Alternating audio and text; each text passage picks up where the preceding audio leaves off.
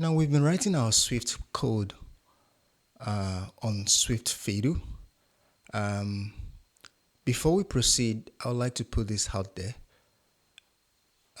Swift Fiddle runs on Linux containers, which means it comes with a Swift standard library and some core libraries like Foundation. So here we see that it import Foundation. Now, if you're writing a Swift program that require Apple-specific framework like UIKit, AppKit, Swift UI, or a combination of these, it's important to know that this environment it's not going to compile such Swift program successfully. So it's important I put this out there so that you know the limitation that this interface has in programming Swift. But other than that, if you just want to quickly test some Swift program, you can come here without having to go through the rigors of setting up Swift on setting up your own development environment on your local machine, which we're going to get into later on as our knowledge of Swift advances and it requires us to move into more advanced programming environment. Now, in the previous tutorial, we mentioned double, and I think we mentioned briefly decimal as well. We say when Swift encounters something like this, let num equals 3.14, Swift automatically infiles this as double. And double uses 64-bit floating point number to store values using binary fractions. Now, this has a limitation, especially when we need to process floating point number with precision. So if you're working with financial data, currency, something like that, where you need a precision, and then maybe your app cannot tolerate minor precision errors relating to floating point values, you might want to go with decimal instead because decimal gives us that precision because decimal it stores values using base 10 fractions. So essentially decimal is a structure that stores numbers in base 10 fractions, and it mimics the way we do arithmetic. So I think I've done enough talking already. So let's look at an example. Now, if we do, let's number one, I'm going to do this explicitly, double, then I do 0.1. So this is a binary fraction. No, this is a decimal fraction. And then said, let num2 double, double 0.2. And then we say let sum equals num1 plus num2. And then here we can do print. Our sum is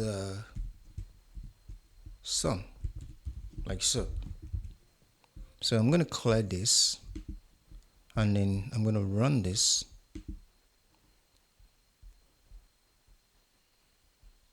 Aha, look at what we get. Our sum is 0. Blah, blah, blah, blah. So now this is not quite precise.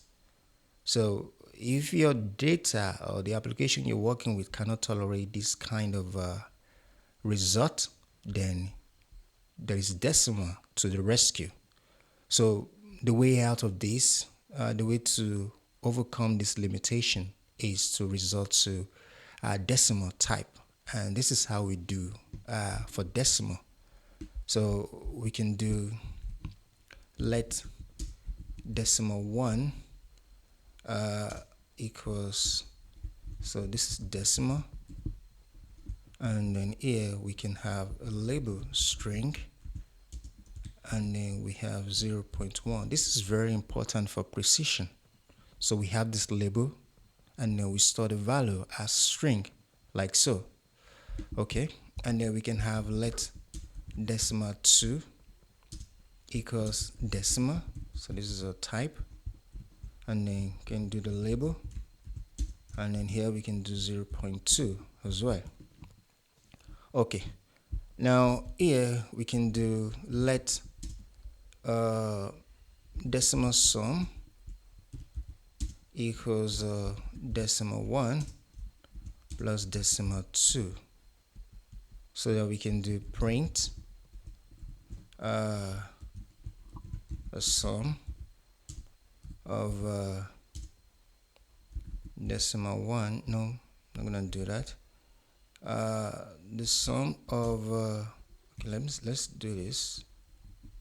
Sum of decimal 1. What am I doing? Decimal 1 plus decimal 2 is okay, decimal sum. Okay, now if I run this, it's not going to work, and the reason it's not going to work is here we are encoding our decimal fraction in string. Now Swift does not know whether what we have here, this value, is going to resolve to decimal. For all we know, this could be nil. It could be some kind of strange character, because we're encoding it in string. So Swift does not know whether this value is going to resolve to decimal fraction, so that it can proceed with the calculation. So because of that, we have to forcefully unwrap this value. So the way we forcefully unwrap this value is to use this. I think we did something related to this, not coalescing, so to speak, in previous video or so. So guys, this is very important. So you put this exclamation mark, so this forcefully unwraps it. And then here too, we include this exclamation mark, so to unwrap both. So with this now, it should work. So let's see. I'm going to collect this, and then I'm going to run. Okay, so it says the sum of 0.1 plus 0.2 is 0.3. Now you realize that this is accurate. This is more precise compared to what we had when we did decimal. Now, something that won't work is if you do something like this, for instance. If you do something like this, 0.1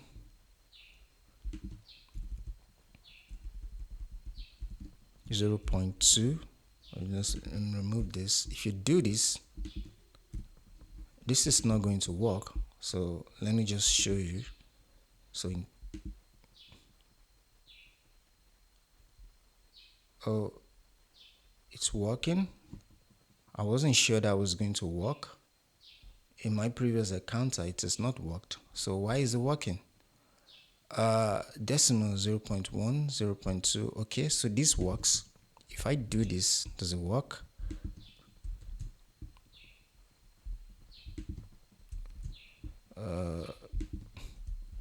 And this doesn't work. Okay, if I do this, then I run this. Okay, so this throws an error. So, but when I do this, this works.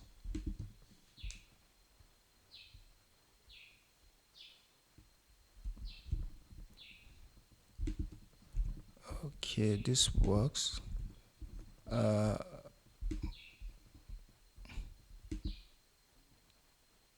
This works, but I want to do it like this because this amounts to wrong way of initializing it anyway. So if I were you, I'm not going to do this.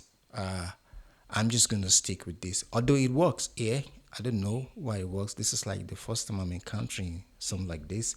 So I'm going to stick with this because this is a standard. This is what I'm going to do. I'm going to do this. Or whichever one you like. Anyway, you can choose wherever you like on your end. But I think I'm just going to stick with this because this is what I know to be the standard. So if we do this, then do this. Okay, so this works as before. So guys, that's all for this tutorial. If you have any qualms regarding this or you have additional insight, you can talk to me in the comment section. Bye bye.